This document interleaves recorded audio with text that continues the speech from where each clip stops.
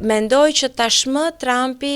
duket sikur është pak më realist se ç'kemi parë deri më tani presidentët e kaluar dhe nëse do të shikojmë të paktën deri më tani dhe deklaratat që ai ka bërë në drejtim të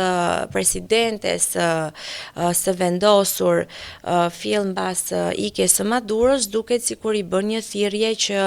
ky tranzicioni të jetë pak më i lehtë, por gjithmonë duke bashkëpunuar me autoritetin. Ka një ndryshim themelor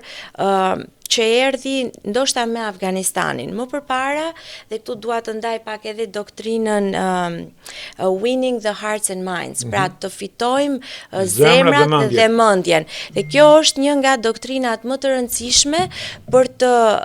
që vjen pas pushtimeve, pasi fuqia e zjarrit jo domosdoshmërisht e sjell fitoren, por duhet që popullsia vendase gjithmonë ta përkrahi, le të themi, forcën e huaj e cila vjen në territorin e tyre. Dhe deri më tani kjo doktrinë ka dështuar. Kam patur rastin që dhe generalin David Petraeus, i cili e ka elaboruar më tepër këtë doktrinë ta takoj dhe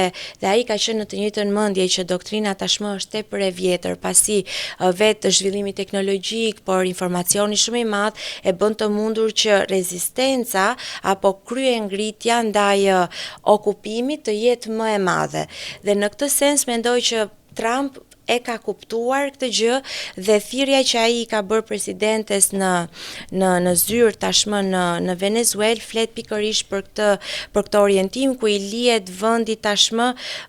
jo një pushtimi politik, por bashkëpunimi me forcat politike.